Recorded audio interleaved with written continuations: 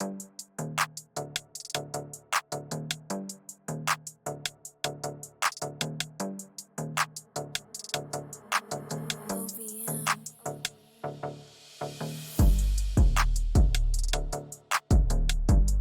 we are back, my friends. Once again, it's your boy, Mr. D, and we are the Tapped In Sports Podcast. Make sure you like, share, subscribe to the channel. We are back for another one. You already know what time it is, man. I got my guy Big Dex in the building with me, rocking with the ones and twos. And of course, I got my guy DJ Trap in the building on the ones and twos. How you feeling tonight, brother? What's up? So you already know, as you can see, we got our trending topics every week. We got the NBA chime in. We got the WNBA chime in. We got the WWE roundtable. We're going to talk some money in the bank, how everything went down on that. And, of course, we got the NFL updates. We're going to be chopping it up going through. Once again, make sure you like, share, subscribe to the channel. We're going to get this thing started. We're going to kick it off like this, jumping off with the NBA Summer League. And we already know that the guy, Bronny James, had his first career game with the Lakers, popping off against the Sacramento Kings. He started, went 2 for 9 and scored 4 points with 2 rebounds and 2 assists in his NBA Summer League debut.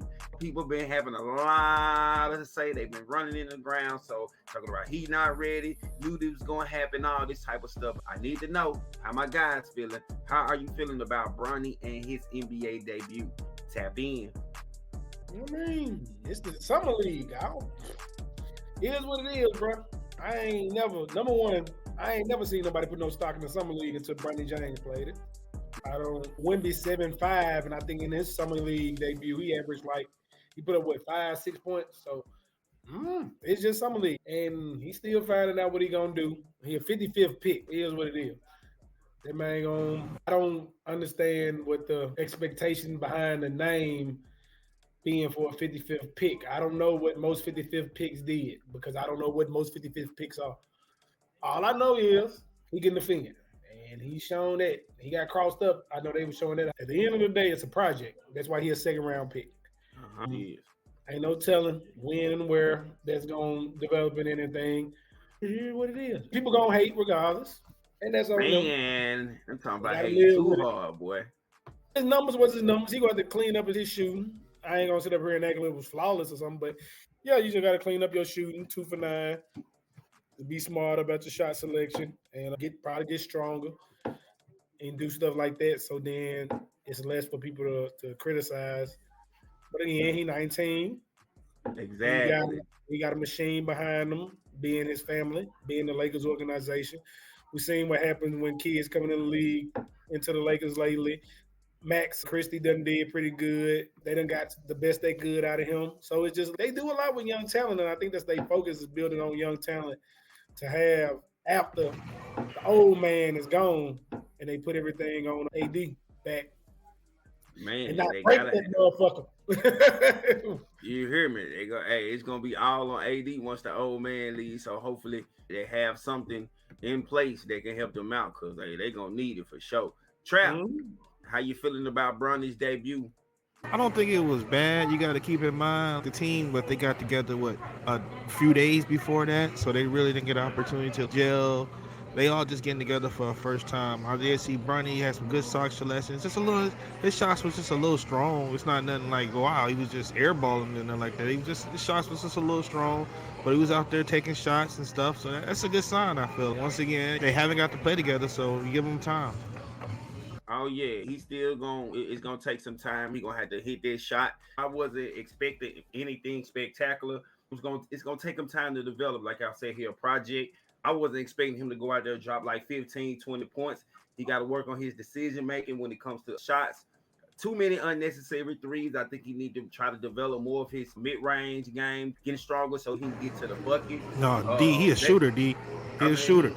But he's going to have to find a way to get into his rhythm. First, you just can't come out there jacking up all these threes and then you go ice cold. He's going to have to find his rhythm. He's going to have to find his flow until he get more comfortable with the NBA game. D, I was taught to shoot.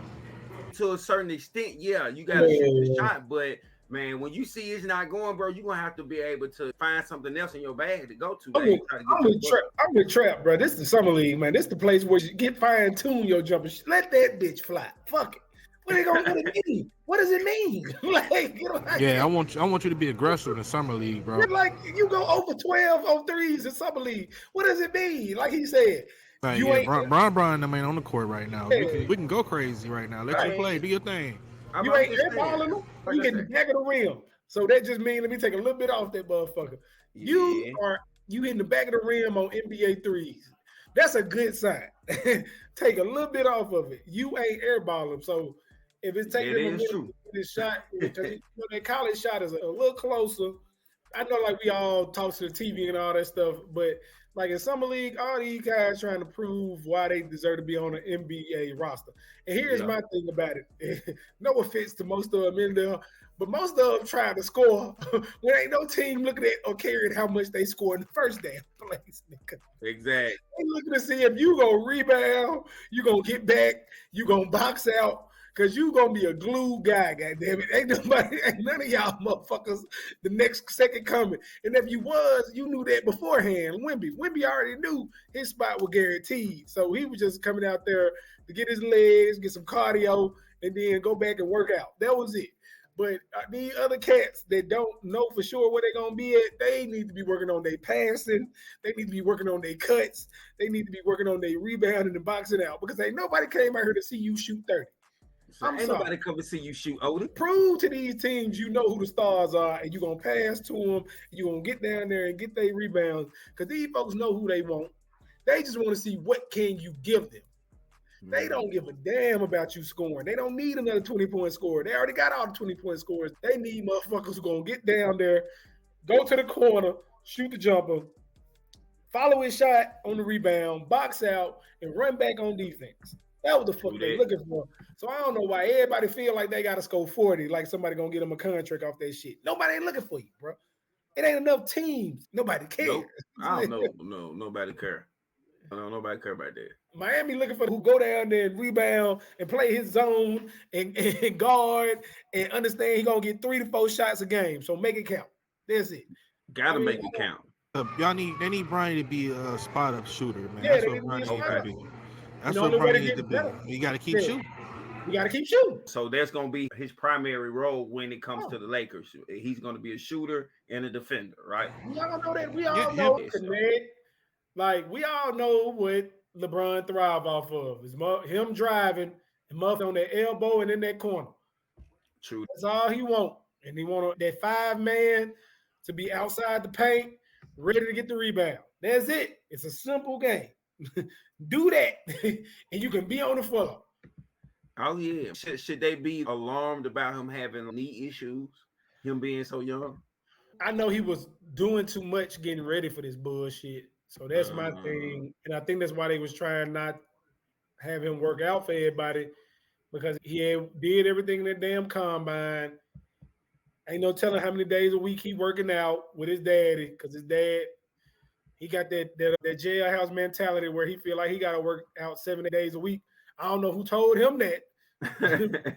I guess since it's been working for 20 years, keep going, man. You spending $1 million on it. I don't know what your recovery like, but I don't know if your son body built for that 7 days a week, man. It might be built for the 6, maybe 5. Yeah. I think he gonna be straight. I think he just got to get used to it, just like everybody else. He could have been swollen because it's cool, but that's not hurt. It's been working, so he's got to get used to working that hard and going that recovery. Yeah. Once you get used to it, it's gonna be okay because he see his pops do it, so he know how to do it. His thing is just you fine tuning the car. You can't just get out there and go 120. Oh no. You gotta rev that jet up. You gotta get them spark plugs together. You gotta get that engine together. You gotta get that old school, man. You gotta pat that gas a little bit before you crank that bad. Hey, just shoot out. Oh yeah, you gotta let that bad boy warm up, man. No car starting third gear, man. You gotta rev it up.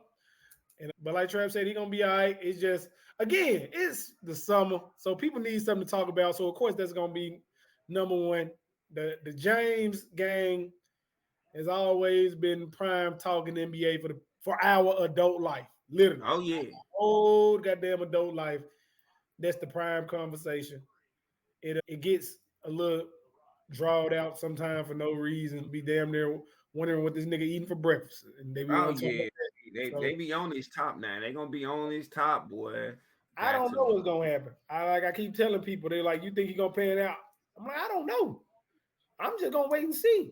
I really deal don't have no prediction because I don't know what way this is gonna go. Because there's a lot of people. I thought Marvin Bagley was gonna be great when he got in the league. Man, Fool me. I thought KJ Martin was gonna be great. Fool me. He ain't bad. It just I thought he's not what you projected. What a lot of people thought. Yeah. And I can say that about the University of Kentucky. Like a lot of them guys that be one and done. You be like, okay, yeah, they're gonna be straight in the league. I thought them twins was gonna exactly go out. Fooled the hell out of me. I don't know who gonna make it. And a couple years ago, I used to always be, oh yeah, that's a good pick. And then I realized I don't know who the hell gonna do what this motherfucker. So why am I even predicting? Everybody, I didn't know, like I'm gonna sit here and I'm gonna be completely honest. I did not know Donovan Mitchell was gonna be who he was. I did. A lot of people did. You had to be a diehard Louisville fan to be like, okay, he gonna be able to do something. Stop it. Like, you didn't know nothing about Donovan Mitchell. He just came out of nowhere, exploded, and now he who he is today. Right. I did not know Keegan Murray was gonna show out like he showed out. I did not. Tyrese Halliburton. Yeah, I was about to say Tyrese the one to call me by surprise. Tyrese Halliburton. Like, I didn't know. Hell, I watched Gonzaga basketball and I still didn't see what everybody saw in Sabonis. I didn't see it. I did know that Killian Hayes was gonna be a bust though, so I knew that. I can't even lie on that. I actually thought he had talent. I'm not gonna front with you. I really thought he was. I thought he was Tony Parker-esque. I'm not gonna joke with you. They said a French guard, and I was, I thought Tony Parker. He fooled the fuck out of me. He's 6'5". He can shoot. I didn't know. Joining the show, one of my longtime buddies, Russ College, came in together, was a star point guard at Russ once upon a time, has went on to coach AAU. He has his own training facility now where he developed young players. Man, shout out to my guy joining the show, man. We got Coach Coop in the building. Coach Coop, how you doing, man? Family, appreciate it, man. Appreciate the love. I appreciate it. It's long time no see, man. How everything been going as far as the coaching situation and trying to keep the young Bulls in line? Hey, you one of them rare old school coaches that still like to do it by the book, the basics, and making sure they taking on proper steps to be elite. So shout out to you and everything that you do with Pinnacle. I appreciate it, man. Listen, it's all about trying to pass it down. You can't take it with you when you're gone. You got to give it to somebody. You got to give it to these young men. I have a soft spot for our young men because we do more than just teach basketball. Basketball is just the avenue to get them prepared so that we can learn how to be providers, protectors, all of that stuff. This basketball is just a vehicle, and we use that as the platform to get these guys ready for the real world. You want to play the game, it's cool, but you got to figure out something that you love, and you got to get you some mentors. You got to get people to know how to kind of line you up and position you. We were just running down like people who we thought was going to pan out because the base question was how we feel about Bronny and do we feel like he's going to pan out in the NBA. So how do you feel about Bronny? I think that it's unfortunate that it's like the kid who gets the sins from their father. You know what I mean? Like he's not going to get a fair shake just because of who his daddy is. And we all know that he's nowhere close to where his father is, and that's okay. But as far as an NBA player is concerned, he got a ways to go. He's athletic. He had a good combine. And he was able to showcase that he does have potential, but he was picked right where he was supposed to be picked in the second round. He was definitely a second round player. Now, obviously, there's other guys that probably could have been picked. And we talking about the college stats and all that. It wasn't that good. Look, listen, Peyton Watson averaged 4 points a game too. You know what I mean? Sometimes it's not always about the stats. It's about the piece. Do they fit? Now, the nepotism part, yeah, that's real. I get it. You know what I mean? But don't nobody say nothing when corporate America does that all the time. I don't know why people are so upset. True that. CEOs and people that run all these companies don't be hiring their family and putting them in positions. And they don't get no low-level entry positions. Oh, no. They come in telling people what to do. You know what I mean? Like, yes, sir. Listen, if you were groomed properly and you was a young buck coming in when you was like in high school and you was doing like what interns normally do and you know the business, you know what it's like to scrap from the bottom and be that person. And then you also have to develop humility. See, part of what happens with the kids who are entitled and stuff like that, some of them have this attitude where they feel like they could just do no wrong, and there's never no room for error because of who they are. You have to have some humility. Part of being a good leader is knowing that there's no job too small. So you have to be that kind of dude. And Bronny, that's why I'm in support for Bronny, because he doesn't come off as arrogant and cocky. He wants to work hard. He wants to be good. But I just feel bad because there's a lot of other guys that have the same mindset, but they're not going to get the same fair shake. Like, he come right in. Is no two-way and all this. Like, that's Yeah, a lot of people was upset about that. that's Rich Paul. That's his agent. Listen, Rich Paul runs the show, and LeBron is the GM. I don't know why people act like they don't know that. He didn't shoot that great, but I'm comparing like that debut from the summer league to when I saw him in the combine, and it was different. It wasn't the same. The combine looked a little out of place, a little erratic, turned the Yeah. ball, stuff. It wasn't that this time. He just shot 2 for 9, and that's okay. But it's the other things. Like, when he gets on an NBA roster with the Lakers, his job is to come in the game, keep the fucking basketball in front of you, pick people up full court, push tempo, make open shots. That's all they're gonna need him to do. Again, the expectation level becomes too high for some of these guys, and I think it's where your expectation level is. You already know today's NBA, the average height is 6'7". So if you are under 6'4", you have to be exceptional. Yes. You gotta be You have to be good. exceptional. You know what I mean? Because like, if we're gonna take you first round, mid first round lottery, you gotta be special. I don't want to jump ahead because I know we're talking about Bronny, but since we're talking about Bronny and he's part of the Lakers, you mentioned about LeBron taking the pay cut. Does that really make a difference? I'm gonna say no. I don't think it's really gonna make a difference. They're not gonna be better than these other teams. Like, they're not gonna beat the Grizzlies in those series. We. You wait till John Morant come back. When he comes back healthy and everybody's ready to go, John Morant missed 25 games and came in 30 ball immediately. The first game when he came in. So, like, LeBron taking a pay cut will help if they bring in the right pieces, but it's got to complement and fit him. And we all know that it doesn't usually work when certain guys come to the team. Now, I do the guy that they drafted in the first round, though. Dalton Connect.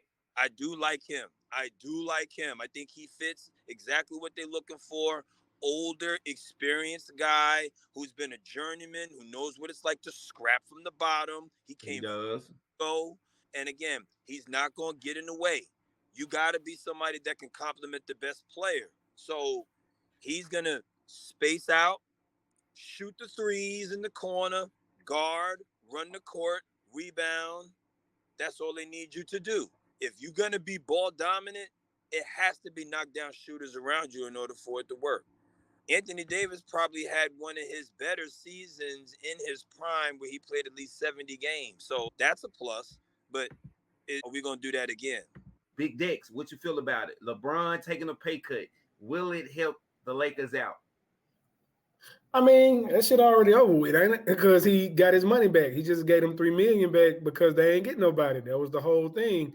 Only reason you're gonna take a pay cut is if y'all went and got somebody like PG, or got somebody like, who else was it? Clay and or Miles Bridges. They didn't do none of that. They struck out. Right. So it's back to business. It's back to business. Give me my money. Develop these young guys. I'm assuming they're gonna re-sign Dinwiddie because they ain't got no choice. Unless they see something that I don't see from somebody else.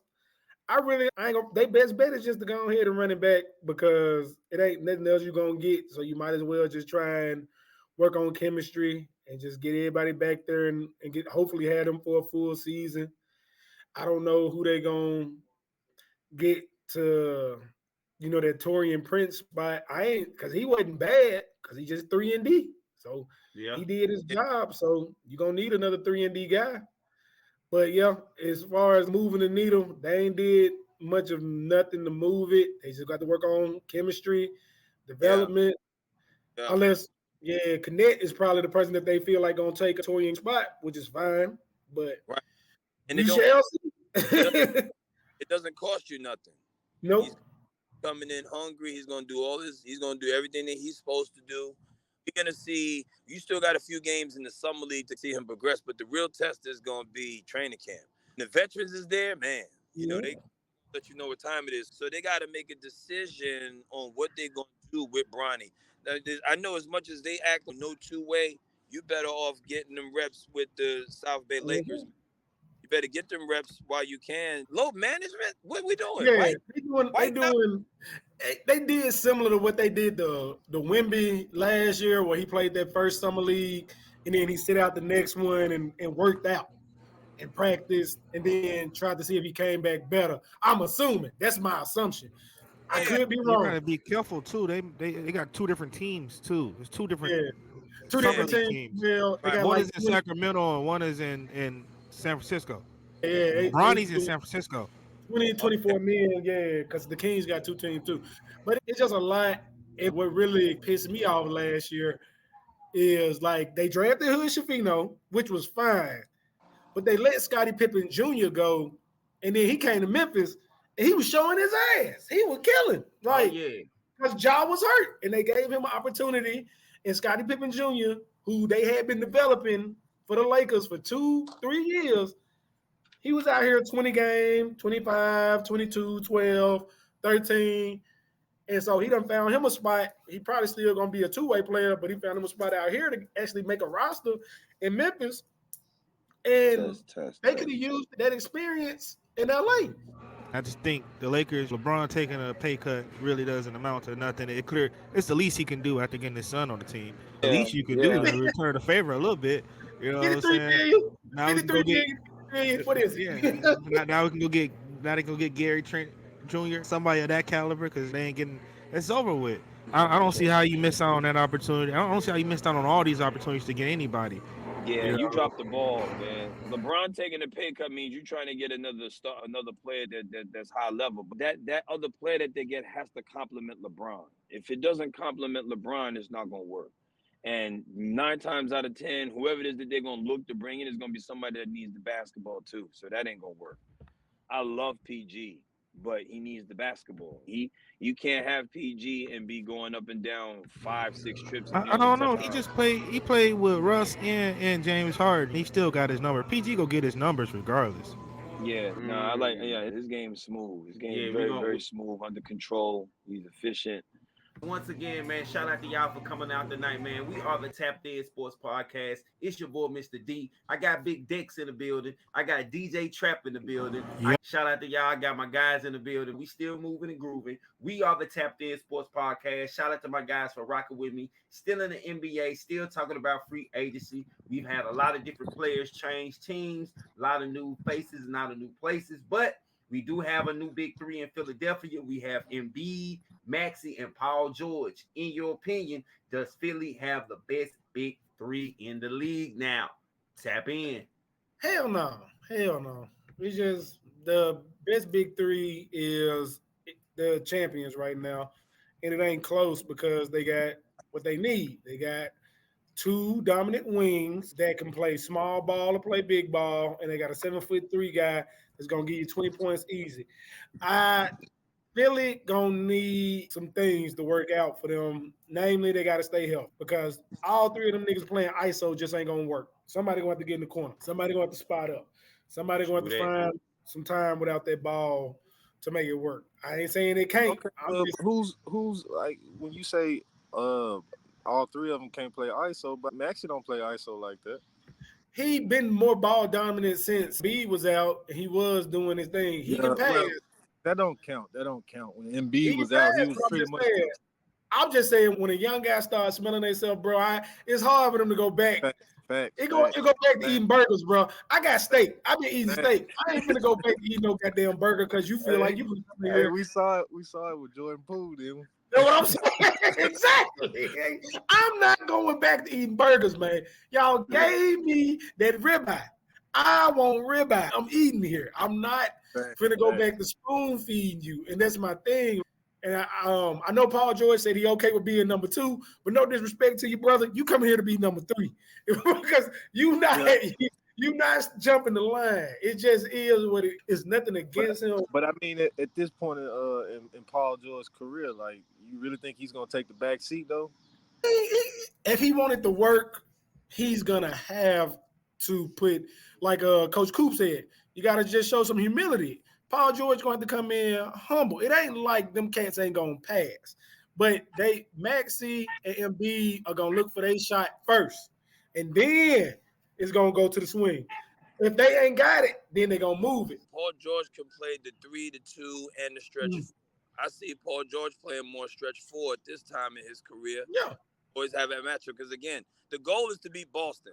If you can't match Boston, you're going to lose. So you're going to lose. It just is. How does that help us beat Boston in a 7-game series? You got Embiid, but Embiid is going to slow you down at times. Uh-huh. You got to think about games 30 through 50.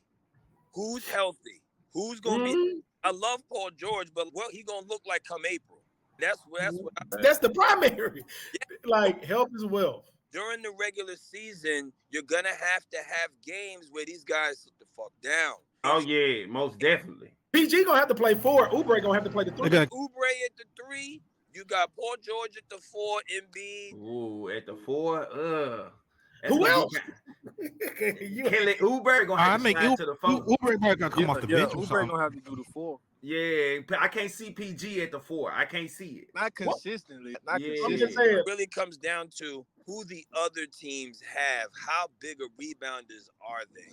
Play Indiana. Indiana likes to get up and down. Who was there, like, quote unquote 4? I see Siakam taking it to Paul George and Paul George played the 4. That's what I'm saying. I don't see Paul George holding up at the 4. Nah. I don't think he got a choice. Like, to be honest, like, he can do it in the East. He can do it in the East. Jason Tatum a 4 in the East. Only person he gonna have a problem with is old Greek Freak there. They're probably gonna switch him. At least has enough bulk. Like, you done played against these guys enough to know what these other guys is gonna do. You just have to be able to have that competitive stamina to hold up on the other end.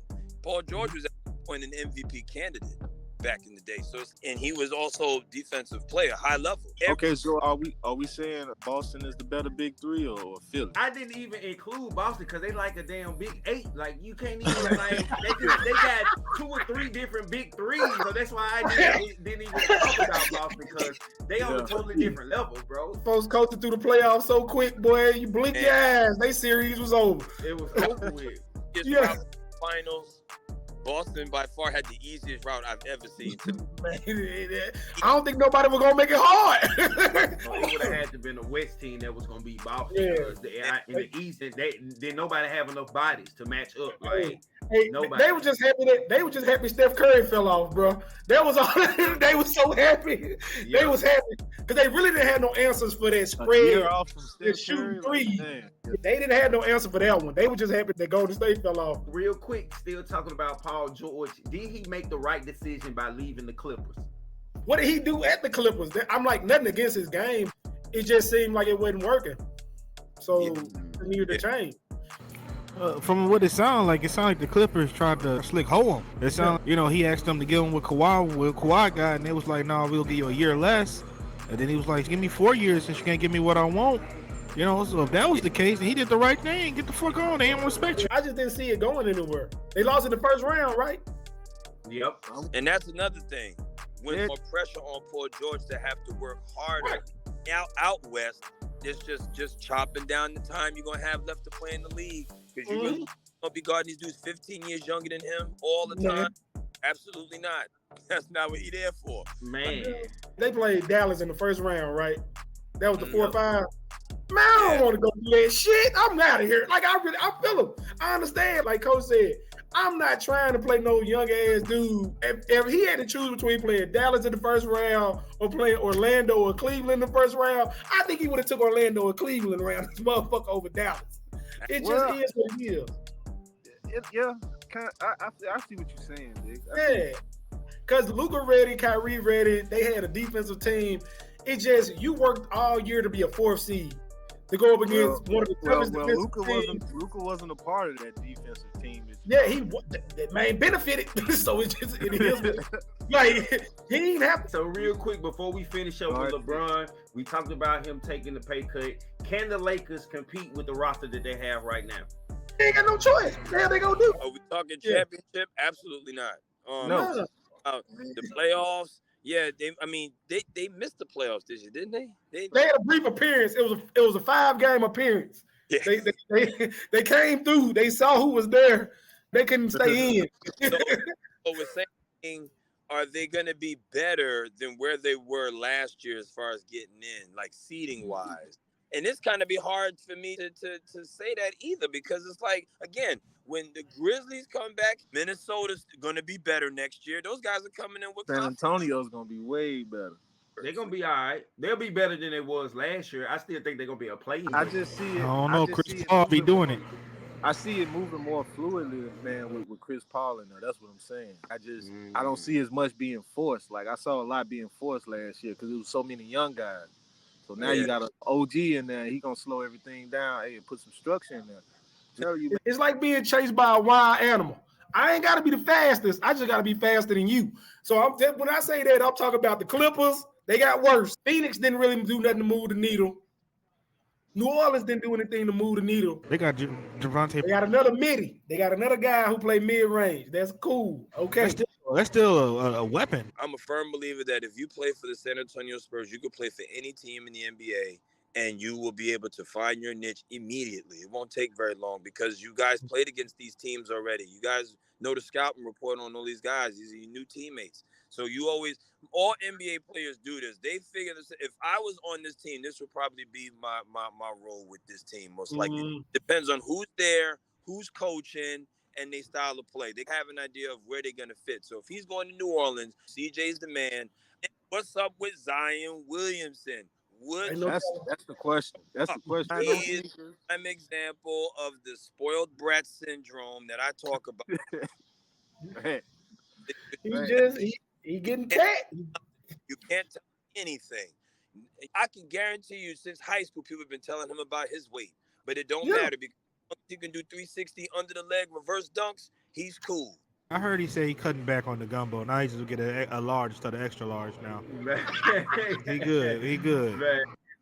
My thing is, New Orleans lost Valanciunas. Who the hell is they center? What they gonna put Zion 6'8" ass over there? That's what it's looking like. That's what it's looking like. That's bad right there. I guess that'll be a more relaxed role for him than what he was playing at first. Because like you said, man, he couldn't guard nobody before. They lost Najee Marshall. It just so happens he would luck up and be matched up with somebody that didn't want a body on him, and he would get all those rebounds and dominate. Going to take advantage of Zion wherever he's at on the floor. They're going to involve him in every action down the floor till they get in foul trouble. When they play against a team like Houston, Jabari Smith's goon is that white boy he really got game like that. I see he keeps saying I like what Houston did. See, Houston is going to be a sleeper team because they're going to be better next year because, again, they got Kevin Porter up out of there. I like him, but he was too much of a head case. You had to bring in Udoka because Silas his personality does not fit with them guys. You need Udoka with yoke dudes up. Like, you got to get somebody in there like that because that matters. You got to have those guys on the team. So, Dylan Brooks. And then you got to make sure you got that guy on the team that's going to piss LeBron off. So when y'all play him, he kill y'all. You know what I'm saying? You got to make sure that you want to lose that game. The ear blowers, the trash talkers. Yes, most definitely. Real quick, is this LeBron's last contract? Is he done? I don't know. He's going to try to keep hooping until Bryce come in. It's over. This contract is LeBron's last contract. This contract is for 3 years. Yeah, I think that's it.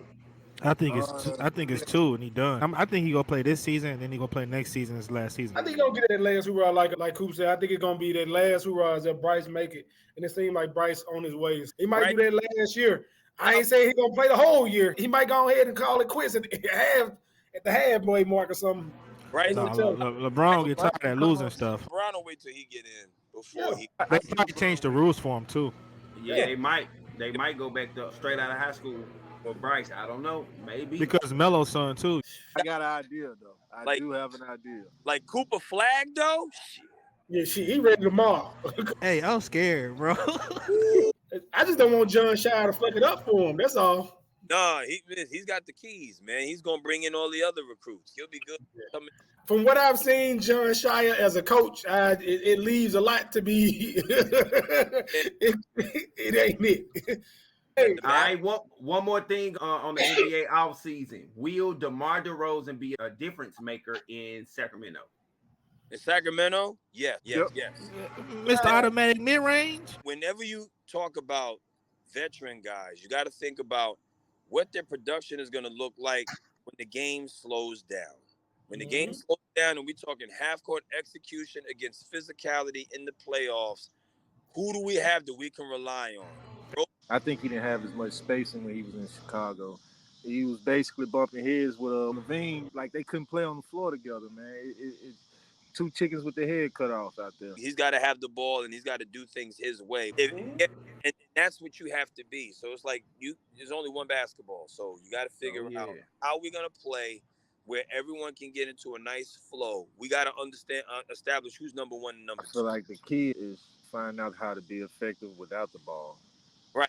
Yeah, you got to, because like Coach Coop said, you're not going to have the ball in your hand all the time. So how are you helping your team win when you don't have the ball? Yeah. When you go to another team, sometimes the road changes. Yeah. I fuck with Mike Brown. Hey, but we going to leave the NBA offseason right there, man. Shout out to y'all for coming out tonight. It's going to be a lot that we're going to stay tapped into as we go through the summer. Once again, shout out to my guys in the building. I got Big Dex in the building. I got DJ Trap in the building. I got my guy Goku in the building. And joining us tonight, our special guest, I got my guy Coach Coop in the building, rocking with us on the ones and twos.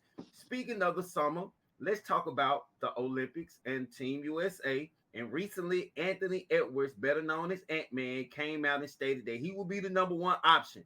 The number one option on the team with KD, LeBron, Steph, Kawhi. We can go on, but he thinks he's going to be the number one option, and everybody should fit in around him. So, do you all think that this is good for Team USA or bad for Team USA? What are you talking about? You're talking about guys that already played in 2 different Olympicses. You know what I'm saying? These guys already did this shit. These guys got 17 years in the league. Steph Curry, LeBron. They don't want to have to put that hard. They probably didn't want to tell Ant, you want to be an American hero, you got to take over. He can enjoy it now because the next go round, who's the next American-born player that's going to be where his level is at? Cooper Flag, hell, that's what you got. You saw it in 4 years. After him, after Ant-Man, who else? We gotta take Ja over there with the pistol. We'd be good. You're gonna have to take Ja. You're gonna have to. You have to get Ja, Jalen Brunson. Tatum would be there. Trae Young probably be on that team, man. Jalen Brown gonna definitely be there next time. They better. I don't know. Yeah, 4 years from now.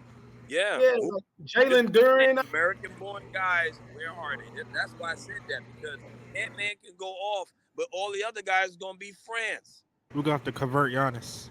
Yeah, we have to get us a big from somewhere. I don't even know no 7-footers right now. Yeah, because Embiid gonna be gone by then. Able to play around the Olympics. I'm trying to think. Give me a minute. And that's all they got overseas is them bigs. Yeah, I'm about to say, all I can think about is maybe Jalen Duren, if he stay healthy and he develop. Wiseman. Make it out of here. Man, moving on. Chill out. We got it. If Zion got to come off that pork diet. You say what? Zion is only 6'6". He's short. He's definitely ain't no tall player yet. Yeah. But he still got Bam. Gonna be able to come back. Yeah, Bam. Damn, he's 6'8". Yeah, they list him at 6'10", but he more like 6'8", 6'9". I guess it's going to be Big Klingon, Triple J, Jaren Jackson. Oh, see, my bad. I'm a Gonzaga fan. Check. We're going to put it all on check. Y'all Chet Holmgren. Yeah, American born. Yeah. American born. Yeah, we're going to have to put it on check because they're the only big we got. That's it. Damn. That's a lot on that little frame. That is a lot of wood. That is a lot on his shoulders. Oh, yeah, man. Lord Jesus. Oh, man. Help us all. We got a lot of good people on there. That brings me to ask, is Anthony Edwards the best player on Team USA? They voted LeBron the best player on Team USA. That doesn't mean that. Where did this come from, man? He said he's the number one option, so being the number one option, they've got to make the best player. I'm going to go with the popular vote of the team, and I'm going to just say the best player who they said is the best player. They said here we go. Here we go. Can't agree? Yeah, nobody surprised by this pick. I'm just saying they voted. In your opinion, who is the best player? Since it ain't Ant, I think it might be Ant. Ant might be the best player on Team USA right now. It's still LeBron. His Yo, Hall hey, of, the team voted. I'm gonna go with the automatic sniper. You know what I'm saying? We got a sniper out there, bro. his Hall of Fame skill is his ability to still play that point guard position, the We ability got to an easy money sniper out there. he still is a monster in transition. In the half court, he can get to the free throw line. Oh, he ain't got no jump shot. Does he need one really? You know what I mean? You get in the paint, you draw two, you kick it, you score, you get a layup, you get to the foul line. See, coach, that's why you get the guy with the jump shot. You got to pick the guy with the jump shot. I'm still going with LeBron, but if you're talking about scoring, putting the ball in the basket, by far KD. That's what you said. Ultimately, that was the goal when you out there. You want to score points. That is what you said earlier. You know, okay, some people say KD, some people say, hey, maybe LeBron, you know what I'm saying? Then you can't count out Steph. I don't know why people still sleep on the marksman. The greatest shooter. Dex. The greatest shooter. Cold as hell. I ain't got no bad to say about Stephen Curry. Wardell cool with me. Hey, brother, He the best player born in Akron. Say that. I ain't gonna say that. Oh, no. You're right, because LeBron was born in Cleveland, brother. He was born in a hospital in Cleveland, so you probably right. No, him and his Curry was born in the same hospital. Everybody crazy. LeBron is still the best player in Akron, brother. So since we talking USA, is it me or does it seem like Halliburton is out of place? Somebody got to pass the rock, man. It is what it is. Everybody can't shoot, David. Everybody can't shoot. I feel like I'm upset. I wish we got Kyrie. I guess they never really got over that. I think that has a lot to do with it too. Let me ask you this then. How come Derek White was the next call and not like Jaylen Brown or somebody like that when Kawhi put out? Shooter that doesn't get in the way, that doesn't need the basketball and defend. Former San Antonio Spur. Right. Because you need guys like that because they had Keon Johnson and JaVale McGee on the last Olympic team. Hell. They did. They played their role. But at least he's going to fit with guys. He's spacey. He can shoot them three. He can defend. And when he has the basketball, he's not going to mess around with it. But he knows if I'm on the team, listen, whoever is that guy that has the ball handling it, I'm cool. I play off. You got to. That's why Halliburton is on the team because he's got length, he's got the size, and he can put the ball in transition. He's good at transition, getting downhill, and when it's slowed down, he can knock down spot up threes. Most definitely, and because like you said, Derek White, he gonna be a good fit because them guys over there in FIBA play is rough. They used to playing with each other. They got their chemistry. They don't have the NBA over there. So all they got is the national team. So they going to be hungry. They come into play. So that makes me ask my next question. Is a gold medal a guarantee for Team USA? Is it just going to be, hey, we just show up, we just roll out the bed, hey, gold medal time? Yes. Or, automatic. It better be. I think it's a guaranteed gold medal because you got the right guys going over there. They tried to get cute last time and thought they could just send anybody over there and got disappointed. And we had to pull out artillery. You didn't want to have to bring the old heads out, but you have to. We got to make the new version of the dream team. If we're going to go out, we're going out with a bang because these countries are bringing their best, so we have to bring our best. We're not that good where we can just send other motherfuckers over there. We can't do that anymore. I can't send no bench players. They were trying to send bench players out there. That was just not right. That's foolish. You out there with Josh Hart. Like, Josh Hart is a good role player in the NBA. This ain't a FIBA. He's 6'4". Austin Reeves, Walker Kessler. I'm like, boy, if y'all don't get this message. Number one, I'm going to say, if nobody else, it was too many white guys on that team in the first place. It was too many white guys. I don't care what nationality you are. If you're not 6'5" or better with a skill set that's versatile that can shoot the three, you're going to be in trouble. So that's why Ant-Man wanted to be the go-to man. Listen, if you want to be the go-to man, cool. You want to do all that running around? These guys take a month to some change without touching the basketball. Can I be honest? I honestly think Ant-Man's about to be sadly disappointed, honestly, in him being the best player on the team and the most important. I think he's about to ride the end of the bench like they make all the young cats do. Wow. These old heads, you realize who's there? LeBron, KD, Curry, all these dudes ain't just agree to come for no reason, bro. They want to settle out who the best, and they about to go for the MVP. They want to be the reason for the win. And them coaches gonna give the experiences to the older dudes. Book will get more minutes. They sure are. Think about it. LeBron was cold and Melo and Wade. They made him sit on the end of the bench. No, that was your coach. Larry Brown do not like young people. That he ain't never liked a young person a day in his life. He made Larry Hughes sit on the end of the bench. He started George Lynch over Larry Hughes. That man is a bona fide. That was Larry Brown, man. He weird. But they also had to get guys that were going to compliment AI that was okay with complimenting AI, knew that they was going to take it back. Larry was okay. Trust me, he would have been A-OK. If Larry can play with LeBron and Gill and all of them cats, he would have took a back seat. I don't see his ego being that bad.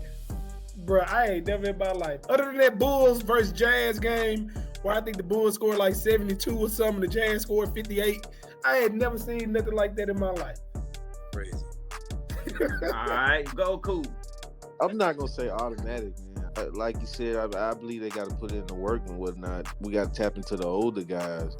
But these other teams, these other countries, man, they came to play. So yeah, it's not automatic. It's some competition out there. And if you look around, it's a lot of NBA players that's playing in these other countries. Yeah, they're playing for their home country. There's a lot of teams out there like France, Serbia, Germany, Canada, Australia. They got multiple NBA stars on it. Yeah, exactly. Yeah, we said it all stars. And that's what we was about to say. Yeah.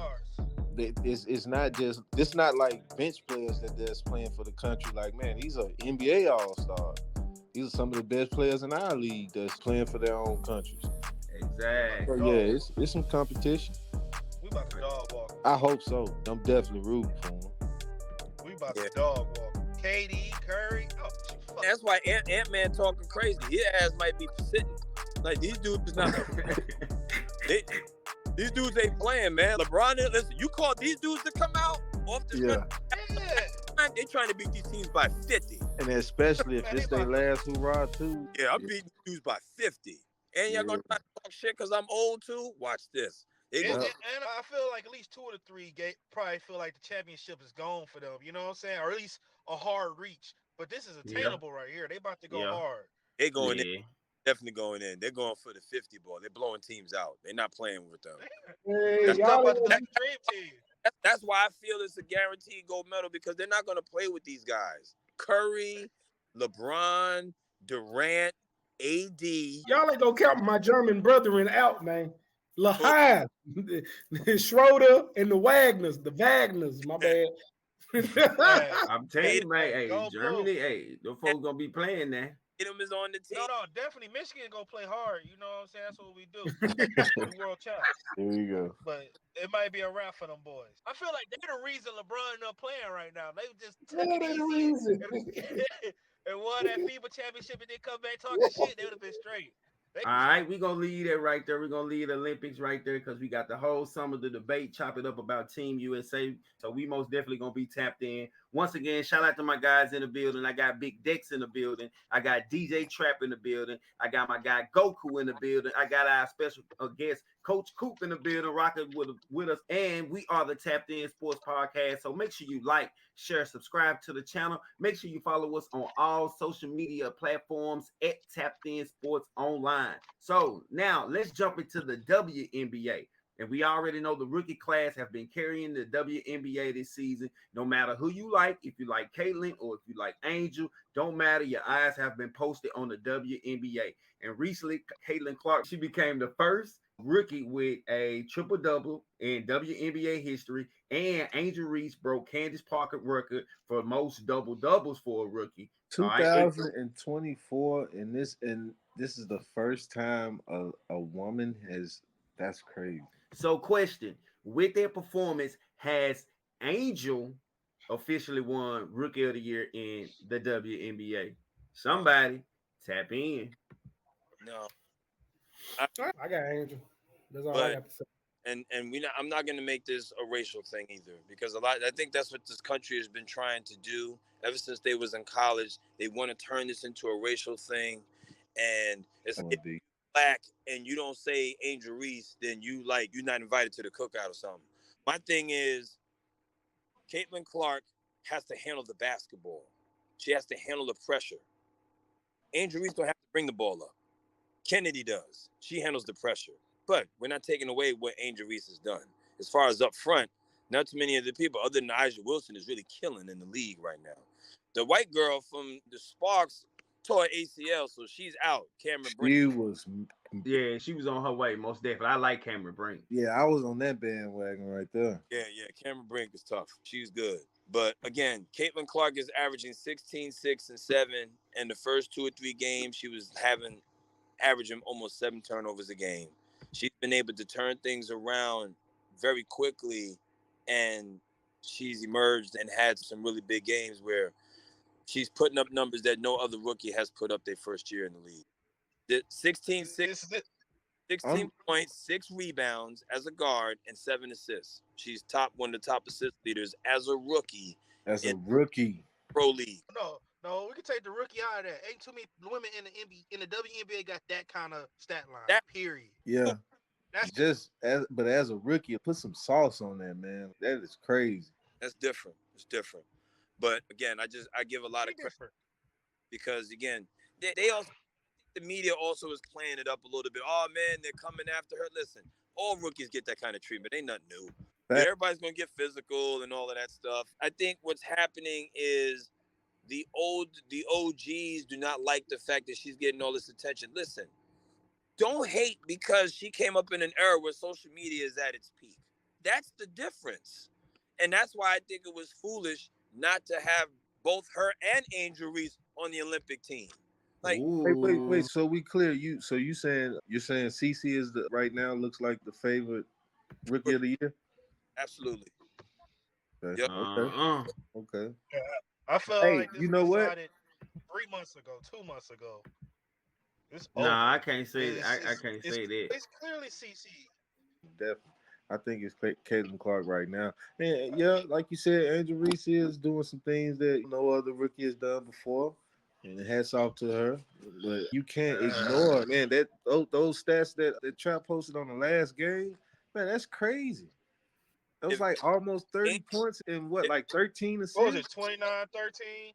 5 13 and steals, 5? three blocks. Come Yeah. on, man, that's crazy. That's crazy work. But Angel Reese still got to work on her game. She still got to work her a little bit more polishing still. What she has though, she's still able. She has instincts that you can't teach. She's Yeah. She got that dog. She reads that basketball coming off the rim. Offensive rebound, she's very good at that. And she's a Well, a great. lot of them offensive rebounds though be her misses. Yeah, a lot of them. But you still got a rebound though. You still got a rebound. Facts. You still got a rebound. And this ain't college. You're going against grown women. You make a mess, you still got to clean it up. Yeah, that does matter though. I do give her a lot of credit for that. He went saying that when Ben Wallace was over there doing that bullshit in Detroit. Ben going 1-6 for the field, all layups, all misses on his side. Doing the same thing. I was gonna ask that next because I'm hearing all this praise, especially from you, Traps. Are you basically saying Caitlin Clark is like the best guard in the league right now? I wouldn't say that though. She's just the best. She's just the best rookie. Because you're saying that, like you said, take the rookie part out of it, man. She putting up numbers that nobody else in the league. No, I'm saying stat wise, her stat line wise, I think only one other woman in the league got like the similar stats to her. What she's doing is crazy.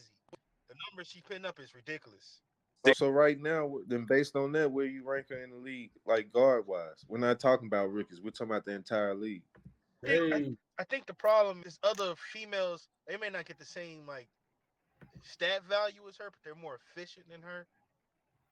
And I think that comes to matter. Okay. Because they're not costing their team as much. Put her in the same spot with Chelsea Gray. What they doing? She crazy. You put her with she with the worst team right now, and they doing this. Yeah. You put crazy because Chelsea Gray was not playing, and since she's been back, they 7-1. Mm-hmm. Yeah, that's difference maker right there. Difference. Yeah. If Caitlin Clark was on Vegas's team that has the same role, does Vegas still win all them games still too? Do they do that? Nah. I say that they still win. She's a playmaker. They are doing a better job of running the floor and actually catching her advanced passes for a finish. I've watched plenty of games. When people start talking shit, I can come back with receipts.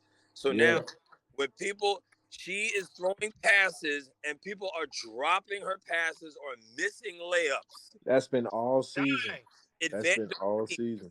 When she was playing with Iowa, listen, their transition game was high level because she could get the outlet and her advanced pass was leading. They knew what to look for. Yeah, but now second half of the year, the girls are starting to get used to that, and they're able to finish some of those plays. First year in, Yes. and they're now starting to figure it out toward the second half of the year. She's averaging 7 assists, and there's no other star on their team except for Aaliyah Boston. Aaliyah Boston, yeah. I think Aaliyah Boston got her ass one time and got that Yeah. shit. That's what she's. Yeah. That's what she's supposed to do. She's a rookie still, Yeah, but and I appreciate Clayton Carr too for not feeding into all this narrative about her being a damsel in distress. there's way more pressure on her than there is Angel Reese to have to perform. Oh yeah, most definitely. Yeah. Way more. Hey, there's some privilege going on around that motherfucker. I ain't saying that it's from the refs. Hell What I'm saying is when people get on TV and they talk about the games after the games and she get hit, they crying for Caitlyn. Yeah. Crying for Angel. I'm not saying the league does it because them women don't give a damn. They gonna knock out whoever come in the lane. It's the head on TV. They're like, we gotta protect her. We gotta do this. No, ain't no protection. Ain't no protection. You gonna get it. Long as Caitlyn not complaining about it though, it's cool with me, man. No, it ain't her. It ain't Caitlyn. It ain't the players. It's the people who got to feel out these 3 hours on TV. It's more so, you shouldn't be hitting a woman like that. Because if you just look under that goal, like in every game, those women fight, man. Oh, they fight. They is fighting. Man. So there's a lot of physicality going on in the game. I haven't seen nobody throw them bowls like that since the 90s, the way they be doing, like when they come down rebound space. Yeah.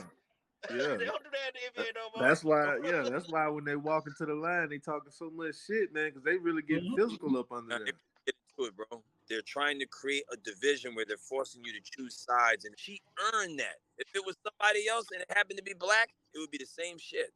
But it just happens to be her, and now it's, we have to protect her. No, she don't need protection. If she gets into the lane and they're not giving up the lead, they're gonna knock her on her ass. You know what I mean? They do that to everybody. She needs that. She needs that. I need that. I like that. I feel like she took a leap in that because I saw at the end of the season, like she used to get a little too frustrated within the gameplay if somebody made a mistake or whatnot. But further along, since she's been pro, man, she gets back to playing basketball real fast. She don't hang in the moment like she used to. And I remember saying that on one of these episodes. I said that, man, when she fixes her attitude and she just gets right back focused, back in the game, I'm telling you, she's gonna be cold. And that's what's been happening. She been leaving her emotions out there, man. It's a maturity thing too. Like again, she's under the most pressure than anybody else that's playing because of the expectation level. And she's looking at it like, man, I just wanted to play. I just want to play basketball. I didn't know all this come with it. It's a business now. It's a business. You are a brand. Yeah. I seen it even in New York. Liberty games. All nationalities is wearing Caitlin Clark jerseys. Yep. All of them. All of them. I don't feel like the WNBA want to lose what they have. And that's why I feel like they don't try and make everything a dollar thing. Because they seem like the main thing that they don't want to be is that league where it's just about money and it's not about just the talent. Women empowerment. You open the door for the ESPNs and the Fox Sports and all them other places to come in and try and tell you how to run your stuff. I think they just won't, because like I told D before, they in a unique situation. The brothers is out there playing to make the most money they can while they can. These women don't give, unless you a stud or something, most of them women, Caitlyn, Angel, Chelsea, Kel, all the ones that's going to get married, they don't give a damn. Still got life after that. Yeah, they ain't giving a damn about making no millions because they gonna go marry a guy who got it. You see who Asia Wilson out here on a date with, right? She on a date with Bam. Soon as Bam knock her up, she gonna put them feet up. It's over with. It ain't in a Maya Moore. She got married, retired. Basketball don't matter no more. To them, they gonna hoop until they get to what they want to do. So they're going to keep it pure.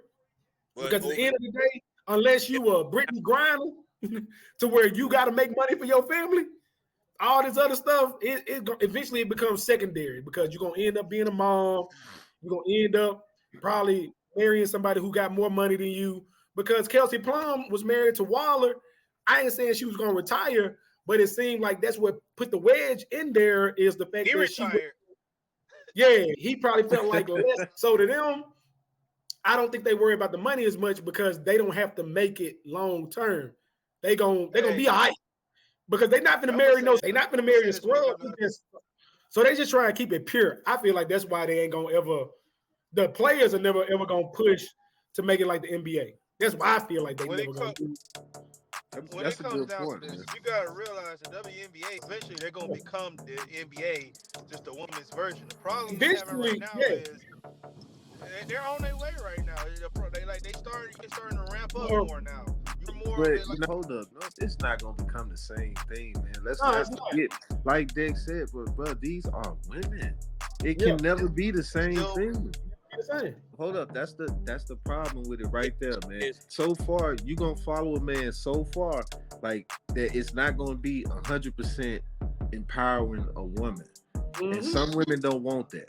Some women don't want to just take a role. Like they really do we want our own thing. It's not gonna be the same thing like the men. It just the women. It can't be like that. We know we want women to play a certain role, man. They see themselves in them heels, them skirts. Yeah, we about to get ready to wrap it up on the basketball talk. Coach, you got anything else you want to drop on us real quick before you get up out of here, man? Definitely, I appreciate the opportunity to have me on the platform. It's always a pleasure. Fellas, it was great meeting you guys. Pinnacle. You can follow me on IG, Pinnacle Basketball, Coach Coop. That's my tag on IG, and it's just Pinnacle Basketball on X, Twitter. Book is Pinnacle Basketball. Also, it's the same thing. It's not that much more to it, man. It's a lot. I'm based out of New York. You know, that's where you can find me. Yes, sir. Yes, sir. I teach kids the game. I don't try to do what some of these other Instagram trainers be doing, likes and views. Actually teach kids how to play basketball. But most definitely, man, I appreciate you taking some time out the schedule and dropping in on us tonight. Like I said, most definitely gonna have to bring you back. My guy, Coach Coop, joining us tonight, man. Good deal. We gonna leave that topic right there. Just wanted to pick y'all brain and get your thoughts on the WNBA. We talked about the NBA as always over here at the podcast with the Barbershop Vibes.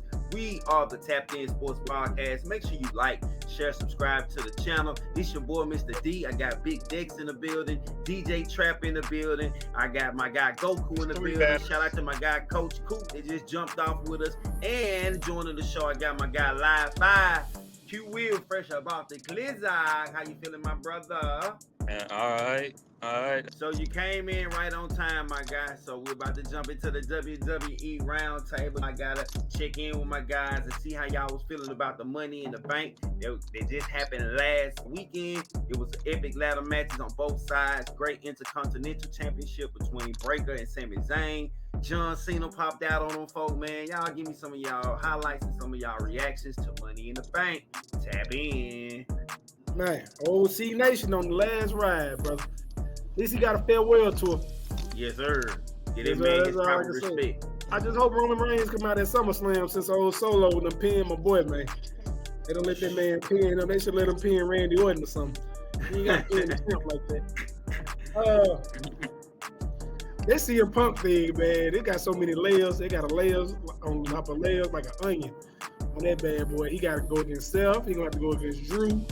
Man, that man, it's a lot of good storylines. They had some botches in there. There was a couple of mess ups. There was a few mess ups. I can't say couple. That means two. Yeah. It was more than 3 mess ups around there. But all in all, it was a good show. It just setting up SummerSlam. Yeah, which just everything is leading to the biggest night of the summer. So before we say anything else, all rise. Really? Yeah. Hey, his motherfucking shoulder was supposed to rise up off that mat. Hey, man, when you good, they see the flinch, man. He was too quick with the flinch. Man, there wasn't no flinch. I think he was knocked out. It was a good flinch. Y'all didn't see the flinch, man. It was man. Gunther gonna save us. Yes, sir. Come on. Oh man. Y'all root for the other man before the brother man. Oh y'all ain't right. Gotta get Priest up out of there, man. The other man before the brother man. Brother Priest has got to go, man. This is what's wrong with us as a brown and black people, right there, man. We can't come together. I'll be honest with you, D. them girls deserve a standing ovation for that ladder match. Oh, Man, yeah. Like, they know, bro. come on, bro. Get them folks they round of applause, bro. Them girls should be. Oh my goodness, that was Cause crazy. their ladder match was off the chain, man. I'm talking about they were putting their bodies on the line. They put it on the line. That was the definition of putting it on the line in women's ladder match at Money in the Bank. And like I said, I thought Naomi to put it out, but I knew they was gonna cheat her though. I know they weren't gonna let the black girl. They down on the black girls right there, man. I was hoping for Chelsea Green for this. Yeah. Man, hell no. I could have seen that Chelsea Green one. That would have been dope. Yeah. That would have been crazy. That would have been dope. Bro, you see that foul she took though, bro. That was high as them. Oh, I like, god damn, Chelsea. Chelsea, I fuck with Chelsea, bro. Yeah, she good TV. She is good TV. It's Tiffy time, man. Yeah, she cold too, bro. Yeah. Tiffy legit. Oh yeah, she legit. I didn't know she was like that. I thought she was just another pretty face who they just be trying to have around. But yeah, she legit though. She know how to handle herself in the ring. So most definitely that was a highlight, man. Both of my boys, man. Drew, man. Goddamn, Drew, you did that. You screwed both my boys, man, for you to do what that. What match we getting at SummerSlam, bro? What match are we getting at SummerSlam? Oh my god. Triple threat. We getting Punk and Seth freaking Rock. That's gonna be a good one. It could be Punk and Drew. I don't know. Triple threat. Triple threat. Yeah. You probably gotta make it a triple threat because Seth Rollins already said, "I'm not gonna let you fight that nigga. I'm gonna be there every time." He just said that shit. Man, I might have to book me a flight. I might have to go see that. Look at him. He trying to shoot all out. Oh, boy, that's gonna be a tough one right there. Seth Rollins just said that shit. Every time you go for that nigga, I'm coming for you. Period. That's wild, boy. Hey, they promo with fire too. And then on top of that shit, he's saying the most important thing is you can't betray your family. So he's here to get the ones who betray their families. That's why he's going after Chad Gable, because Chad Gable is betraying the Alpha Academy. You know what I mean? Okay, I can see that. I didn't get the last video. The last video, I didn't understand that at all. Yeah, that I don't know what that is right there, dude. I was like, man, this shit crazy right here. Yeah, mommy back. Some shit finna start. This Liv chick is fucking up Dom relationship, bro. Oh in real life. Dom ain't got no relationship. He a yard boy, man. That woman married. No, he not a yard boy. He's just a little side. He's just a little side. No, he was there helping out, waiting for mommy, being a good dude. That's man, what Dom was. Boy, man. Liv, no, he wasn't, man. Liv got that man in the spine, man. Liv trying to raise him right, trying to quit letting him be dominated. That man over there being dominated by mommy. Liv trying to get that man in the spine, man. I'm talking about because as soon as she came out, boy, that man, his face, boy. Shit, Liv ain't had no spine. Liv ain't had no spine with mama. Hey, brother. Sometimes she sure did, boy. Hey, look. Out, Liv. Hey, who tried to fight the angry man? Nobody ain't trying to fight no angry person, bro. You gotta let them go ahead and settle down a little bit. Hey, she ran Ebony when she ran in the bathroom from Diamond. Oh, what's the name trying to fight Braun Breaker, man? Oh, Sami Zayn, man. Who you think gonna be his next competitor? You think they just gonna be going back and forth for Sami belt, or they gonna bring somebody else? For the time being, they might put it on Braun, because as you can see, ain't nobody really. Put it on Braun. Can't do it. Yeah, I think Sami pinned him that first time. He coming for blood after that. Oh yeah, he coming from blood for sure. They probably gonna have a specialty match. They gonna have some kind of specialty match. I think you got Gunther versus a Priest, and then you got Cody versus Solo. That's gonna happen. Mommy versus Liv. It's a great card. Yeah, shout out to Paul Levesque, man. Paul Triple H Levesque yet again. Hey, but I don't know if any of y'all watch NXT. The fastest rising superstar in all. The man, Joe Henry, man. Look like a white Southern Baptist preacher. He got a little hand wave. But that man got skill. That boy cold, man. Watch him on YouTube. Pull up Joe Henry, TNA. Joe Henry, good TV because he's funny. He can wrestle his ass off. He just real good TV. I'm happy with what Shawn Michaels doing. I don't know if he's gonna be on NXT or if he's just gonna go back and forth between NXT and TNA. But he a good one. He a really good one. The difference between that shit and this shit though is he's still TNA. So like Yeah, ECW, for example, back in the day used to come. Vince couldn't fuck with them. yeah. But I'm like, just them being able to still use their name and use their gimmick, I like it, and I hope It helps they, out a lot. It yeah, hurt, I think that hurt Daniel Bryan a lot, or right. helped him a lot, hurt him a lot. That It hurt did. Pete Dunne too. Pete Dunne. Yep. Why the fuck the name that man Butch? I don't know what the fuck. I don't know what the fuck. That Man, I don't man, know what the fuck that everybody shit. loves the It worked- bruiserweight. Everybody call that man It Butch. worked for Gunther. though. It worked for Gunther. I didn't like that change from Gunther from Walter to Gunther. I did not like that. I like Walter better. But I know it sound more foreign. Gunther sound more foreign, and he was going for a more foreign name and all that bullshit. Yes, sir, man. A lot of different stuff building up for SummerSlam. Almost definitely we're gonna be tapped in as we move forward. Gonna stay tapped in to all the big matches that WWE got going. So once again, shout out to y'all for joining us tonight. Make sure you like, share, subscribe. We are the Tapped In Sports Podcast, so we're gonna leave the WWE right there. Want to jump real quick to a little baseball. The MLB All-Star Game is coming up. They got 32 first-time All-Stars and 12 second-time All-Stars. They got younger. Man. Was it smart for them to switch it up, change the rules? Was it smart? Was it a good move for baseball? Yeah. Yes. Yeah. To see the talent that probably don't actually get to play as much on the big stage. Right. Because old boy from the Reds he prime time, but you never really go see him on TV because he played for Cincinnati. It sucked. It just is what it is. Vlad Jr., 9 times out of 10, most people don't see Vlad Jr. unless it's on highlights on ESPN, but he can play his ass off over there in Toronto. We all gonna see Judge on TV. I think this shit was gonna happen regardless of them switching it up or whatever. Like these are the guys that's popping in the league. Yeah. It's just what it is. Some of them old guards now are leaving. Like last year when we had to deal with Miguel Cabrera, he gone now. You know what I'm saying? A lot of the old heads are gone now. So Kershaw. All them out the way now. So it's easy.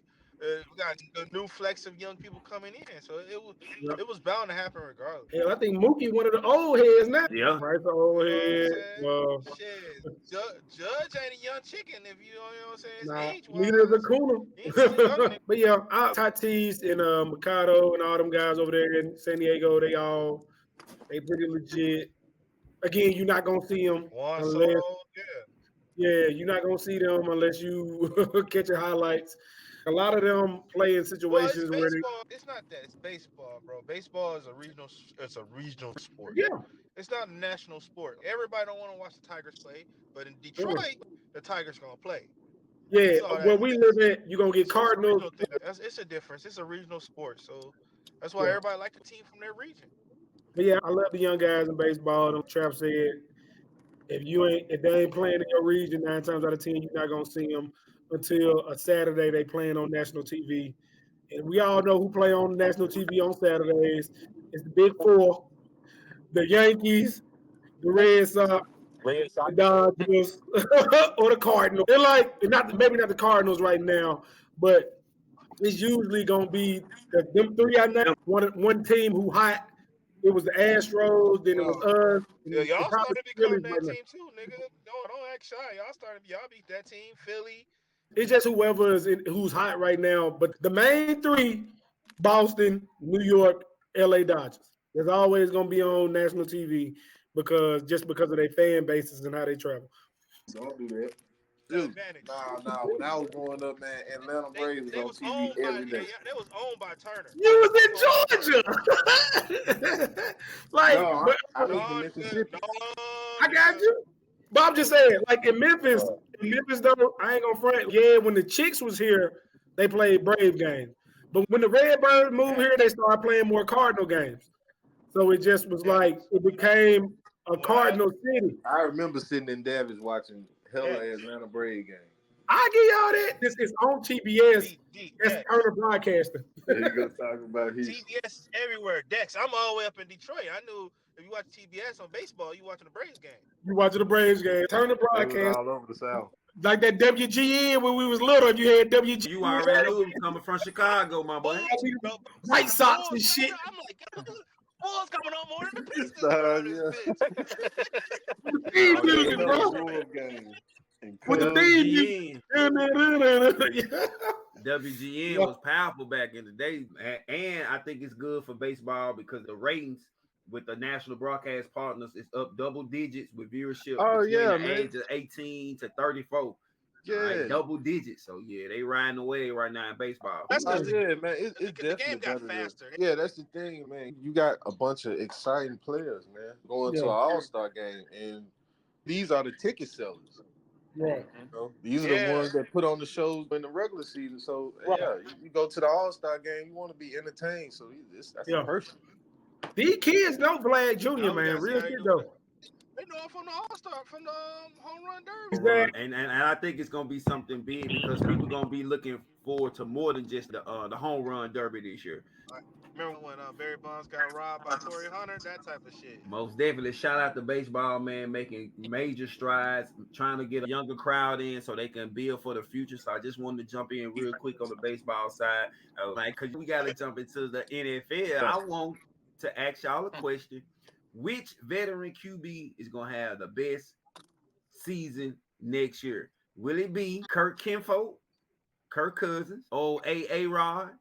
Or will you see a rejuvenated Matthew Stafford tap in? Get that cat of mine taken out the picture. Which one of the quarterbacks went to? Which one? The Bulldog. Okay, why are we talking about this, man? Of course it's gonna be Stafford's the man. He got the best rookie we ever saw. And I don't know how to say his name. He got Cup and he got a national champion running back. It's over with. Brother man. I feel you. He got a left tackle. Last I checked, he ain't have one. I mean, let's talk about it. I mean, we did see him get exposed by that slow ass white man that y'all got at defensive We end. compare him to the other three teams, man. We good. We got a line for that boy. We don't be confused by Ritter, dumbass holding the ball for 18 seconds. We got a line. We didn't have a court. Do y'all know y'all got players? I don't know if y'all know y'all have. Hey, we got Drake London. We got Drake London. Yeah, we know we got him. Our QBs last year didn't know we had him. I'm just saying, man. We had the FedEx Air calling plays last year. We wasn't in our right mind. That nigga should have been worried about boxes. He wasn't worried about making play calls. We better this year. We better. We got a coach. We got a coach that's world class. Hey, you once again a free agent quarterback that's at least 36 years old. That's cool. Hold up. And only has 2 playoff victories. Am I right? Hey, bro. Hey, it's hard out there sometimes for me. It's hard, man. We're gonna make it out. Team. Bro, can we? 36. Hey, let Sleeping Dax lie. Cause that nigga leave that man. Kirk O'Chain's gonna be too busy at Magic City. I wasn't even talking about Dak. I was actually talking about Lamar Jackson. Look how many guys I can name with similar stats to Dak Prescott. That's crazy. That is crazy. I think Lamar got 3 because he beat Houston last year. He got 2. That was his second playoff win. Yeah, because they had a bye the first. Hey, that's another thing too, Trav. You're right. That's a 36-year-old quarterback who only has 2 playoff victories, and is coming off an Achilles tear. Both of them coming off Achilles. Brother, we don't care. Before he wasn't we know y'all don't care. That's why y'all signed him and drafted picks. Y'all don't care. What I'm worried about is how he gonna be when people buy his legs. What he gonna do when people start falling near his feet? He gonna do what he gotta do. We ain't worried about if that man fall over. No, it's not about running. It's not about running. It's like they be scared. You gotta get used to that shit again because you're scared now a little bit. Like even Brady said he went through that shit. I'm not worried about it because biased as hell with them quarterbacks being playing for Atlanta. Oh yeah. Hold up, he be buying that food, bro. As hard as you fighting for the legitimacy of Dak Prescott, don't come for me, big dog. Don't come for me. I wasn't fighting for legitimacy. I was just saying, like, you're the only one with 2 wins. It's like, God damn. I was just saying, give these other guys praise. You can give him his praise. Yeah, you taking Dak over Kirk Cousins, though, right? Am I taking? Hell no, I take Kirk.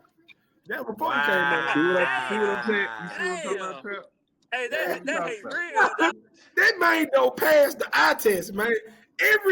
This man does not pass it, bro.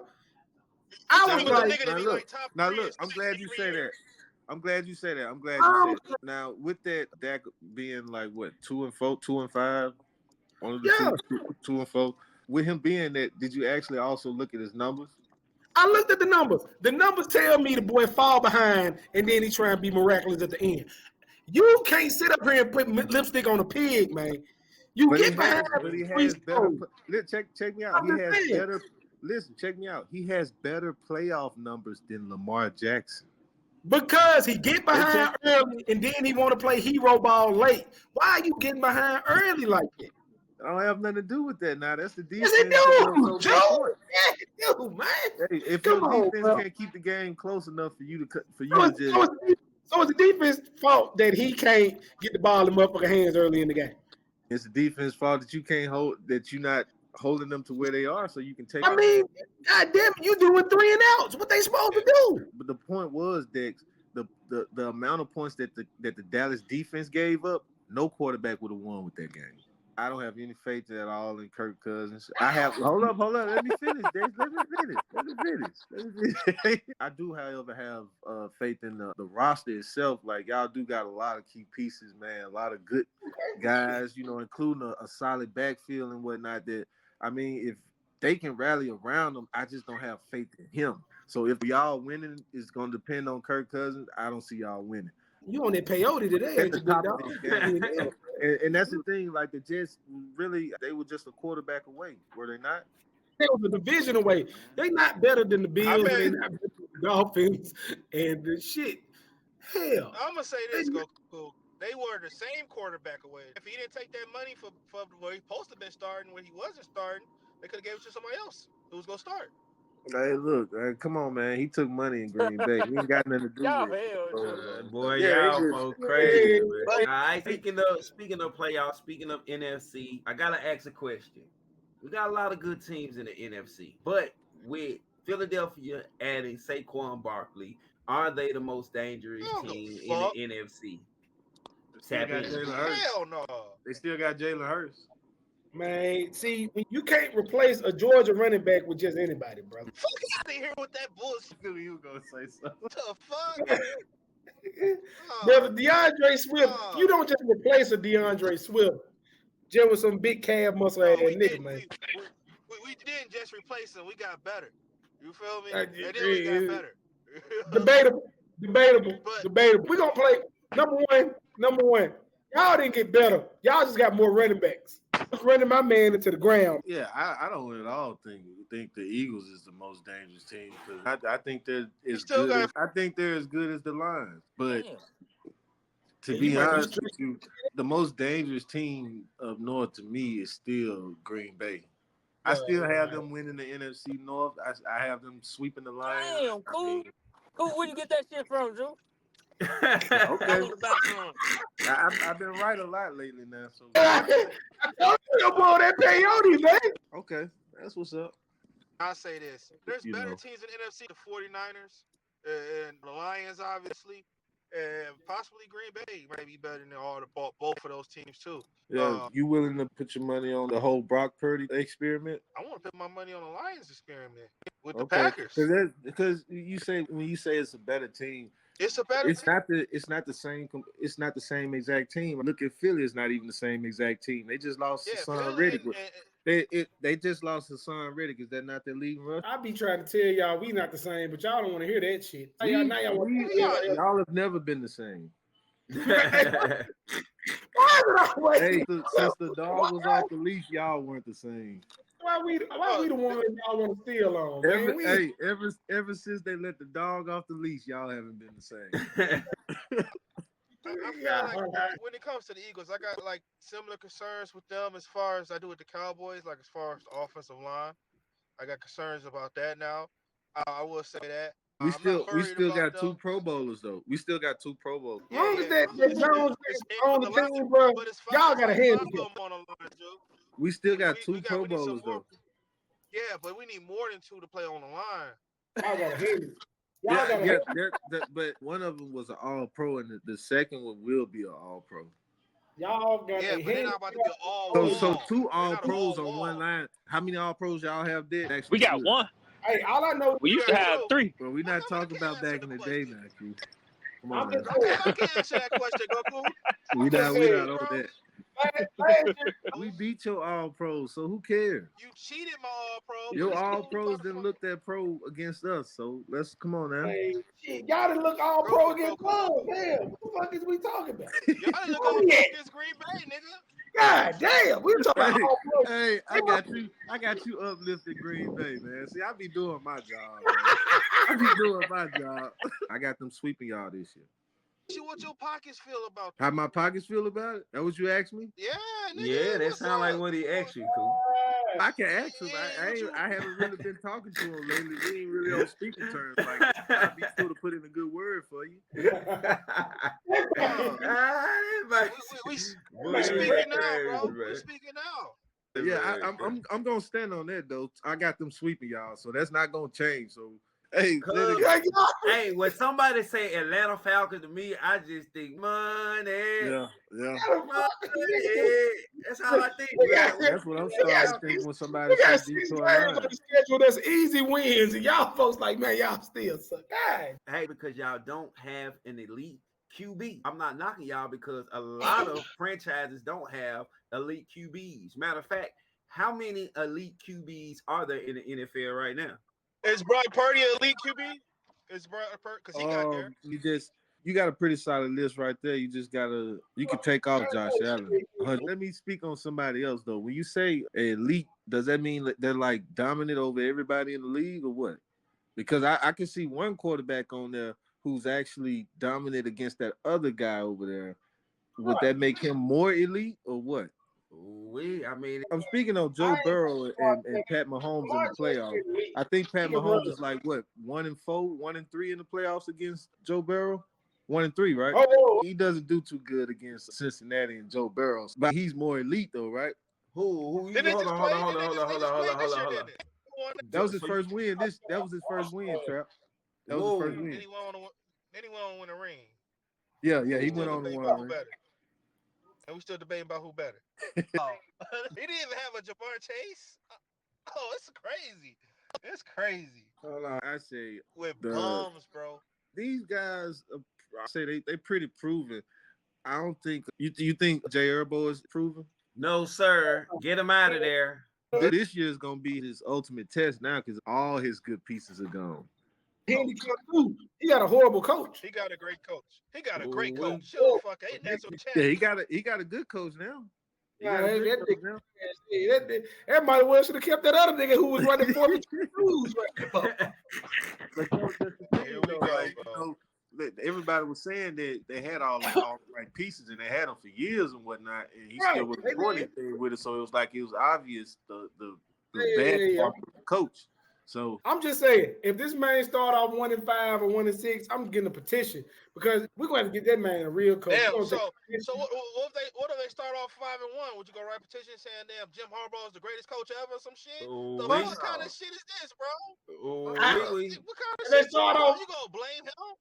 If they start off 5-1, he doing his job. You don't get no praise for doing. You get praise for going to work. No, you don't, because you're supposed to. Yeah. They be like, man, we appreciate you, bro. Yeah, you clock in. Saying, I'm glad you're doing your damn job. You doing your damn job, you get paid. You get paid for. You are working to keep your job. Harbaugh working to keep his goddamn job, nigga. So I say probably about 6 elite. I say 3. I say 3 around this motherfucker. Okay, I still got Aaron Rodgers in the elite. I don't know why. Ooh. Oh my fucking God, bro. Come on, bro. Hold up, man. Fuck, bro. I don't know why. Are y'all ignoring what he's already done or what, man? I don't want to hear no Aaron Rodgers shit. Okay, look. You should Tom Brady. We going by what they already did. Peyton Manning should. It was simple. It was math. You are a veteran. They call you that guy. You this multiple-time MVP, and you telling me in the game that you have to win to get to the playoffs against your rival, you ain't got it? The better team. You ain't got it. So you just didn't have it. These motherfuckers ain't got no playoff experience. These motherfuckers got a coach in his second, third year. Do the Jets play the Lions this year? I hope not, for their sake. Shit. He ain't ready for that. That nigga old as shit. All he do is podcast now, man. I see guys getting a lot of film on Purdy, and it's not gonna be as easy of a cakewalk. Like he looked like he was having fun this season. It didn't look like work to him, so I don't see it being like that next year. There's only 3 quarterbacks: Now, what Allen, you say? Mahomes, and Shiesty. That's it. Ain't no more of these motherfucking elites out there. Lamar Jackson ain't elite. I give him elite talent, man. I ain't just saying he got an elite resume, but I give him elite talent. He can run. That's what he can do. He can run. You tell that nigga to throw an intermediate route, he don't know what the fuck that is. He throws some though. How they look? Tell me how they look. What they look like? You may be speaking to Lamar trying to throw 30 plus times a game, but maybe that's not his game then. So he ain't elite. Or 35. So he ain't elite. He shouldn't be throwing the ball 40 times a game. Shit. Patrick Mahomes throwing 30, 40, 50, 100. Yeah, that man don't care. And you know what? Some of those passes aren't even passes. That shit like shovel passes and shit. Hey, the motherfucker get down the field, though. Motherfucker had Valdez Scantley, bro. Valdez Scantley, man. I ain't trying to hear this shit. I ain't gonna be no Patrick Mahomes slander around here trying to minimize that nigga. Hey, brother, you can say whatever I ain't even a fan of him. But Valdez Scantley, bro. Valdez had nobody. He didn't have nobody, but come on now. Led the league in drops. So Pat Mahomes is not the best quarterback in the NFL right now. No. What? Whoa. Are you serious? No. It's not the best. No. Who the hell is the best QB? For one, come on, man. Y'all ignoring the fact that his numbers look just like that. Aside from hey, cool. I'm trying to see what's the same numbers. Do the numbers lie? I'll do the numbers lie now. Really? Man, you got D speechless, bro. No, because I'm not. I just named one person. Like I said, your boy Pat Mahomes dominated everybody else in the league who he has not dominated and who he also has a losing record to, Cincinnati. Now, why is that? Is it because Cincinnati, as a team, has been so great these past 4 or 5 You can't beat everybody. So. But hold up. They're not in their division.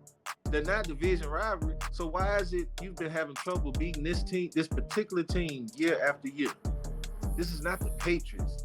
This is not the Steelers. This is the Bengals. Why you acting like Shiesty is just some chopped liver or something? Yeah. Hey, we gonna stop this right there. You going too far. Don't do that. This man taking shots. This man taking shots at everybody for the love of Dak Prescott. Brother, you gotta let this go, man.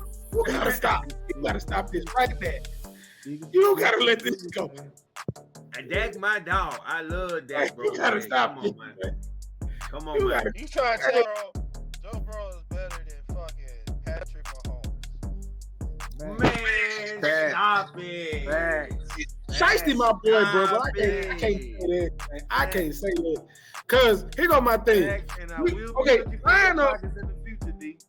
I'm just saying, line up. Okay, let's look at Joe Burrow wide receivers. Higgins, Boyd, Chase. That's last year, right?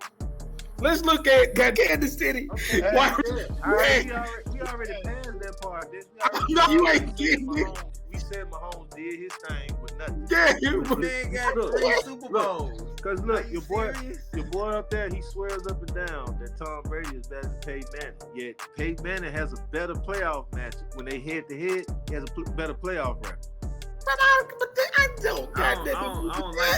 don't like Tom Brady, and I know Peyton Manning is not better than Tom Brady.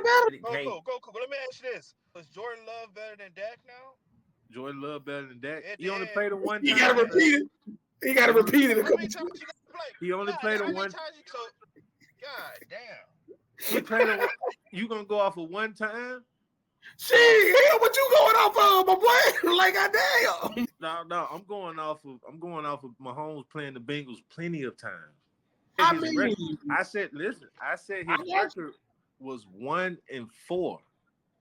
That's cool. That is very good. That's as bad as it may be. You're comparing that to one matchup. These numbers don't lie. But Mahomes has the most wins by being down double digits in the playoffs. He got the most wins being down double digits in the playoffs, bro. I know your nigga ain't never gonna touch that. How you get wins being down double digits in the playoffs, my boy? No, because I like the way you did that, and that only tells half the narrative because they let me finish because they actually play better when they're down multiple touchdowns. Yeah, a lot of times they actually win those games, but when the deficit is actually within 7. The record is a lot worse than what you're saying. Dak Prescott down 22, which means they play good when they just take off on somebody, but they don't keep a game going. They play good when they behind. They play good when they in front, and then when they when they get football, they play great football. That's all I heard. When they down multiple touchdowns, when they down 14 points, 21 points, shit like that, yeah, they come back and they win that shit. But when it's like shit, the score is 16-18. The score is 21-17. The score is 24-27. When they play the Eagles. They don't win those. You look at Dak Prescott with them same eyes you look at Patrick Mahomes. Because you ain't using the same vision, brother. Y'all just be ready for Dak. Hey, you do me a favor, D. You stay comfortable over there, man, because we don't need you over here on the couch, man. You get you a nice little pillow all season long down there. You gotta do that. But as soon as I see the exit playoffs, I'm hopping out because I know we ain't going this way to the playoffs. Let me go and hop on out. That man said he gonna catch you up the street. He said he gonna catch you up the street, but you ain't making no move to go to the club later. Yeah, I gotta hop off right here. Man. Yeah, he said he ain't chilling on the block. He ain't chilling on the block all day. He gotta go. He gotta make some moves, man. Hey, bro, I appreciate my fellas, man. Once again, shout out to y'all for coming out tonight, man. It's been a great one. This has been the Tapped In Sports Podcast. Shout out to my guy Big Dex. Shout out to DJ Trap. Shout out to Goku, Big Jew in the building. Shout out to the Live Fire, Q-Wheel jumping on. And shout out to our special guest tonight, Coach Coop, dropping them gems. Make sure you like, share, subscribe to the channel. Make sure you follow us on all social media platforms. Anything else, fellas, before we wrap? Man, this episode was brought to you by Peyote, of course, because that's what Goku was on. Okay. Hey, I watched all my teams in the postseason last year. I don't know about anybody else. Yeah. It was a longer farewell than some people. Yeah, I like mine short and sweet, bro. Hey, Goku, I heard what you said. I'm trying to figure out what playoff for Georgia in. I gotta get it. Florida State. I keep getting restrained all night. And as I always say, live your life. Never let them live it for you. Dang, let's go.